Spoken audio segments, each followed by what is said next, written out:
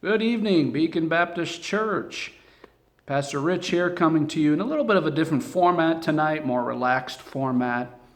One of the reasons we're doing it like this tonight is because our church auditorium is getting a facelift, as they say. We're getting some fresh paint on the walls and some additional lighting and some extra features that are going to look, I think, really, really nice. And when we all come back together, it's going to make it a very comfortable, updated place to worship God in. And I'm excited about that coming day. I trust that it will be soon, and I'm praying towards that end, and I know you are as well.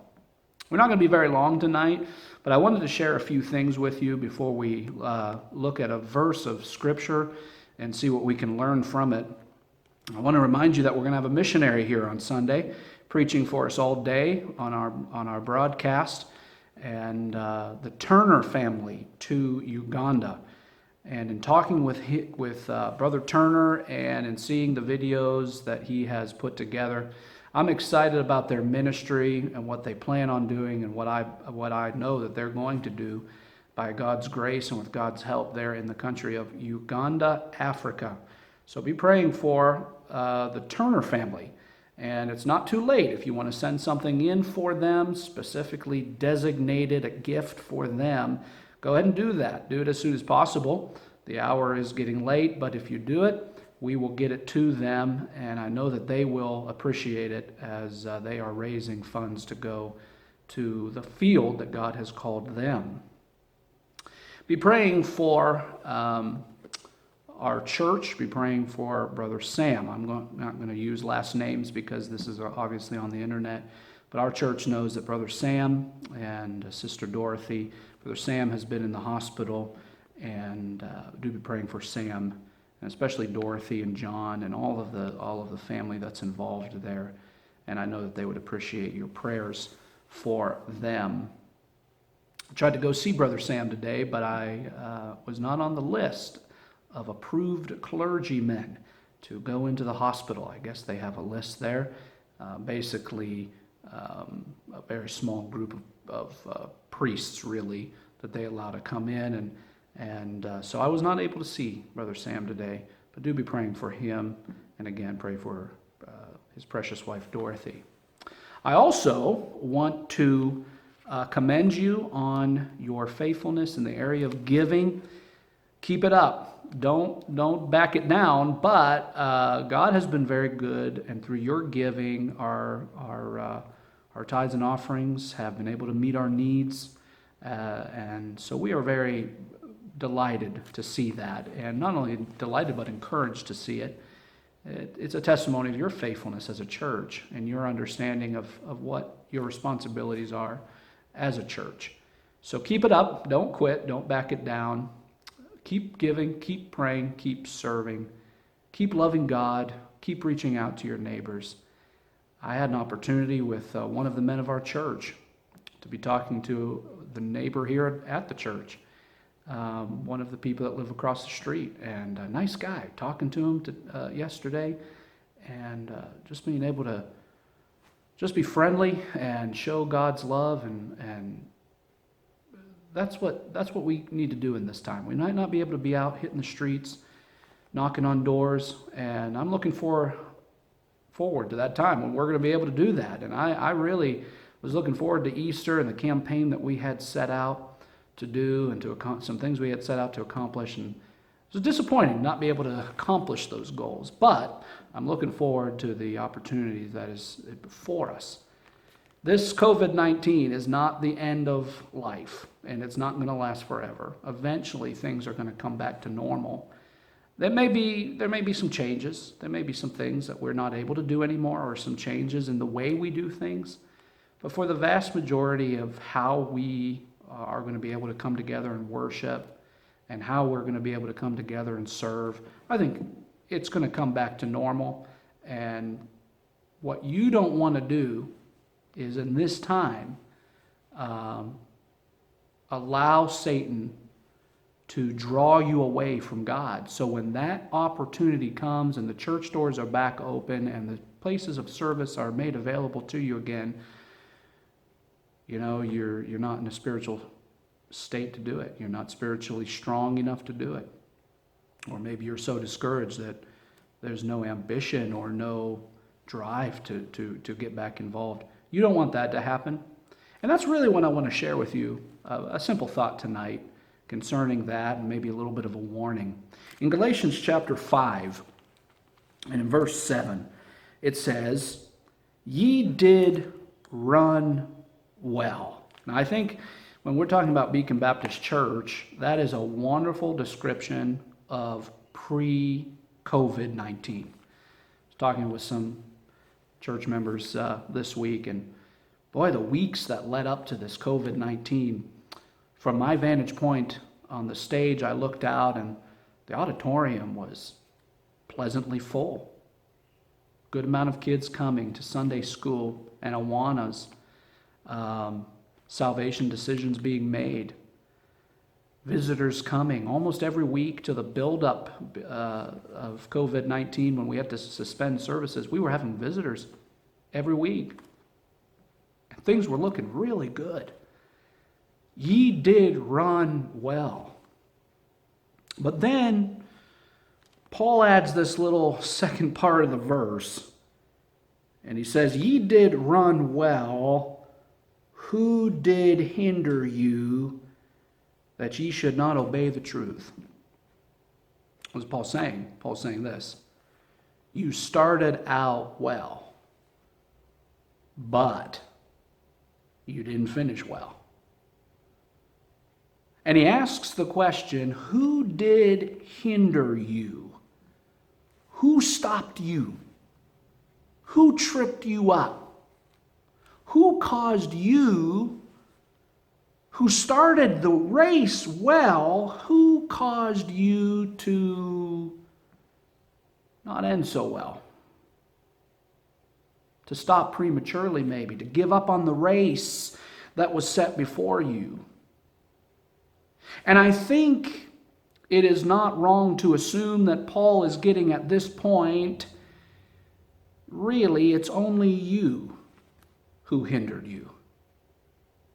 Now, we have enemies. We have spiritual enemies. We have an immense amount of spiritual enemies and distractions that seek to keep us from running the race that God has set before us and running it well. But there's only one person, there's only one enemy that can actually get us to quit. And that's you, yourself. And that's me, myself. Others can discourage us. Circumstances can discourage us. We may find that there are things around us that are seeking to tempt us. And Satan may use the weakness of our flesh and the temptations of this world as lures, as things to draw us away. But in the end, you and I make a choice. And that choice is very simple, but it's not always easy. The choice is this: will I run the race God has set before me? Now, what does that mean? Paul is giving a race analogy. He says, you did run well. Have you ever noticed Paul was obviously a man who very much liked sports? He talked much about sports, and he used sports as illustrations often. Here he's using a running illustration. He said, a race is set before you, the course is set before you, and you ran well at the first. You began well. But what did hinder you? Think of a race. You're racing along. I ran a 5K once. It's the most running I ever really did in my entire life outside of playing a sport. And I can hear people saying now, running is a sport. Okay, I'm not going to argue with you. But I ran a 5K once, and I tell you, there were things that hindered me from finishing. There were hills. There was thirst. There was heat. But there was only one thing that could get me to actually stop, to quit, to give up, and that was me. Now, in that particular 5K, I finished. Not well, but I finished. I pressed on. I kept going. You know, God has set a course before us. And in the course that He has set for us, there was a hill, or maybe it's a mountain, or maybe it's not as steep and as high as we think it is. But regardless, it's called COVID-19. And before COVID-19, there were other things on our course that God set before us, that God knew was there before we ever knew we were going to face. God knew we were going to face it, and yet it was still in our course to run and to get through. You know, I preached a message once entitled Hills That Help. When you think about a hill, when you think about a mountain, when you think about an obstacle that you have to climb up over or climb through or get around, boy, it's an inconvenience, and sometimes it seems like it's a lot more trouble than it's worth. But God puts things in our way, things in our course. Hills, so to speak, that are not there to hurt us, but to help us, to grow us, to cause our faith to be strengthened, and to cause our resolve, that desire to press on, to run well, and to finish our course faithfully, to be diligent about the race that God has set before us. Hills that help. So here's, I guess, my thought tonight, and I hope that I haven't been rambling on. But here's my thought. We have a course set before us, and in that course that was set before us, that was ordained for us by God, is a hill that can help us called COVID-19. But it can only help us if we allow it to help us, if we stop and we say, okay, it's here, I have to face it, and I can either allow it to give me an excuse to quit on God, quit on the things that I was doing that were right for me to be doing. I made a resolve, some resolutions. Maybe at the beginning of the year I said, I'm going to be consistent in, and you name it. I'm going to draw closer to God in an area, and you fill in the blank. And then COVID-19 came, and you lost your job. You were quarantined. Maybe somebody you know has gotten sick. And it's been very hard for you. And I understand. It's hard. And I'm not belittling that in any way, but I'll tell you this. The hills that God has set before us do not need to hinder us. They can help us. They can strengthen us. They can grow us. And we can get through this time stronger than we were before. But it comes down to a choice. Who did hinder you? Who caused you to quit? Only you can do that. Make a choice tonight. The circumstances, the trials, the heartaches, they're not going to stop me from doing all that I can for God. And whether that means praying more, studying the Word more, drawing close to your spouse or your children and getting to know them on a deeper level, I don't know what it means for you, but what I do know is that only you can make the choice for yourself to keep pressing on or to give up on the course that God has set before you. Now, you started well. You were running well. Challenges have come. Difficulties have risen up. The hills are before you. Those rocky places are there on your course that that has been ordained for you to run. God's not trying to hurt us. God's not trying to crush us. And I think sometimes as Christians we get feeling like God's against us. God's not against us. But we do have some things that we have to get through, some challenges to face. And they can be an excuse for you to quit if you allow them to be. Or they can be hills that help, challenges that grow you and strengthen you and make you better than you were, than you have been. So Paul asks the question, ye did run well, who did hinder you, that ye should not obey the truth? Can I challenge you tonight?